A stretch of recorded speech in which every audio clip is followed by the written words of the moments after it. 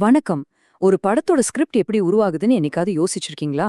இன்னைக்கு நம்ம ஒரு செம்ம சுவாரஸ்யமான விஷயத்த அலச போறோம்.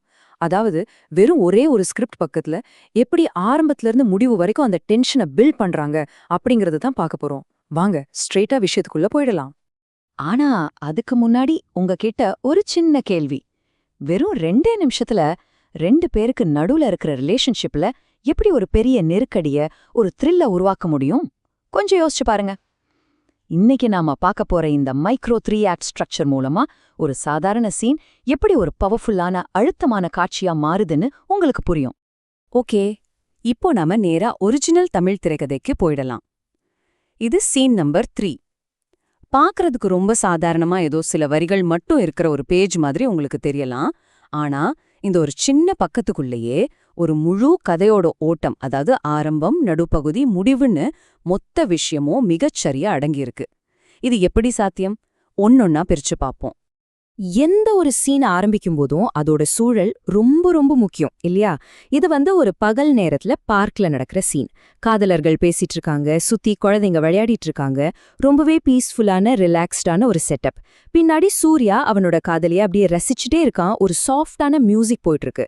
ஒரு பெரிய டென்ஷன் வரதுக்கு முன்னாடி நமக்கு ஒரு அமைதியான பேஸ்லைன் செட் பண்றதுக்காக தான் இந்த மாதிரி ஒரு ஃபீல் குட் சூழலை உருவாக்கியிருக்காங்க. அண்ட் இது ஒரு விஷயத்த ரொம்ப சூப்பரா காட்டுது. அதாவது, சூர்யாவுக்கும் ஸ்வாதிக்கும் இடையில இருக்கிற அந்த முரண்பாட்ட. சூர்யாவை கவனிச்சிங்கன்னா, அவன் அந்த பார்க்கோட அழகையும் காதலியும் ரசிச்சுட்டு அப்படியே ஒரு ட்ரீம் வேர்ல்ட்ல, கனவு உலகத்துல மிதந்துட்டு இருக்கான்.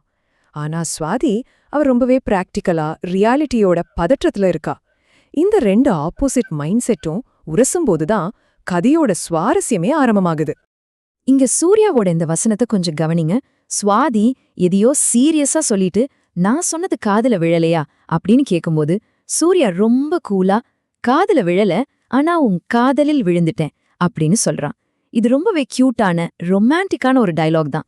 ஆனா சீன்வ அடுத்து வரப்போற அந்த உண்மையான டென்ஷனை மறைச்சு வைக்கிற ஒரு அழகான ஸ்கிரீன் தான் இந்த ரொமான்ஸ்.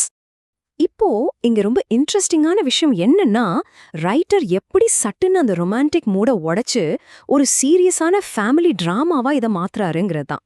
வீட்ல மாப்பிள பார்க்க ஆரம்பிச்சிட்டாங்க, சீக்கிரமா பொண்ணு கேளு அப்படின்னு ஸ்வாதி சொல்றா. அந்த அமைதியான பார்க்ல திடீர்னு ஒரு இடி விழுந்த மாதிரி இருக்குல்ல. எந்த முன்னறிவிப்பும் இல்லாம கதையோட கியர் அப்படியே மாறுது. சரி, இப்போ அவங்க காதலுக்கு குறுக்கே நிக்கிற அந்த 3 மெயின் தடைகளை பார்க்கலாம். நம்பர் 1, ஸ்வாதி வீட்ல மாப்பிள தேட ஆரம்பிச்சிட்டாங்க. நம்பர் 2, அவளுக்கு ரொம்ப ஸ்ட்ரிக்டான ஒரு அண்ணன் இருக்கான். அண்ட் நம்பர் 3, சூர்யாவால உடனே கல்யாணம் பண்ணிக்க முடியாது, ஏன்னா அவனுக்கு அந்த பேங்க் மேனேஜர் ப்ரொமோஷன் கிடைக்கணும். யோசிச்சு பாருங்க, இந்த 3 விஷயமும் சேர்ந்து அந்த கேரக்டர்ஸ்க்கு எவ்வளவு பெரிய ப்ரெஷரை கொடுக்குதுன்னு இப்போ உங்களுக்கு புரியும். எங்க அண்ணனை மீறி என்னால எதுவும் பண்ண முடியாது, சீக்கிரமா மேரேஜ்க்கு அரேஞ்ச்மெண்ட் பண்ணு. இந்த டயலாக் ரொம்ப ரொம்ப குரூஷியலானது. இங்க ஒரு டைம் பாம்ப் செட் ஆகுது. அதாவது ஒரு தீவிரமான நேர நெருக்கடி. அண்ணன் மேல இருக்கிற பயத்தையும் அந்த ஃபேமிலி பிரஷரையும் ஸ்வாதி அப்படியே மொத்தமா சூர்யாவோட தோள்ல ஏத்தி வச்சிடுறா. சூர்யா சீக்கிரமா ஏதாவது பண்ணலன்னா அவளுக்கு வேற கல்யாணம் ஆயிடும் அப்படிங்கிற யதார்த்தம் இங்க ரொம்ப ஆணித்தரமா ரெஜிஸ்டர் ஆகுது. அடுத்து இந்த சீன் எப்படி எக்ஸ்பிரஸ் வேகத்துல அதோட கிளைமேக்ஸ் ரீச் ஆகுதுன்னு பாருங்களேன். சூர்யா விளையாட்டா உத்தரவு அப்படின்னு ஒரு சல்யூட் அடிக்கிறான். ஸ்வாதி சிரிக்கிறா. ஓகே, எல்லாம் கொஞ்சம் ரிலாக்ஸ் ஆயிடுச்சுன்னு நம்ம நினைக்கும் போது டக்குன்னு அவளோட ஃபோன் ரிங் ஆகுது. கால் பண்றத அவளோட அம்மா. உடனே ஸ்வாதி பதறி போய் அங்கிருந்து கிளம்புறா. ரைட்டர் எப்படி இவ்வளோ ஷார்ட் டைம்ல எமோஷன்ஸை பீக்குக்கு கொண்டு போறாருங்கிறது நிஜமாவே ஆச்சரியம்தான். சோ இங்க பாயிண்ட் என்னன்னா, ரியாலிட்டி எப்படி அவங்க ரொமான்ஸ் உலகத்துக்குள்ள சடனா என்ட்ரி கொடுக்குதுன்னு பாருங்க. ஐயோ, அம்மா கால் பண்றாங்க, எங்க இருக்க, என்ன பண்றேன்னு கேள்வி மேல கேள்வி கேட்பாங்க. நான் கிளம்புறேன் பாய் அப்படின்னு செம்ம டென்ஷனோட மூச்சு வாங்க சொல்லிட்டு ஸ்வாதி ஓடுறா.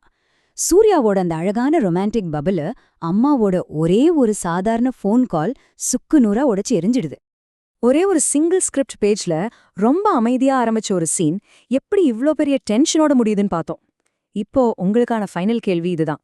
சூர்யாவுக்கு கரெக்டான நேரத்துல அந்த ப்ரொமோஷன் கிடைக்குமா, இல்ல ஸ்வாதியோட ஃபேமிலி அவளுக்கு கட்டாய கல்யாணம் பண்ணி வச்சிருவாங்களா? இந்த ஒரு பக்கம் அடுத்தது என்ன நடக்கும்னு நம்மள அப்படியே சீட்டேஜ்ல உட்கார வச்சிருது. இதுதான் ஒரு பெர்ஃபெக்ட் ஸ்கிரிப்டோட மேஜிக். இந்த அனாலிசிஸ் உங்களுக்கு பிடிச்சிருக்கும்னு நம்புறேன். இன்னொரு சுவாரஸ்யமான அலசல்ல சந்திப்போம்.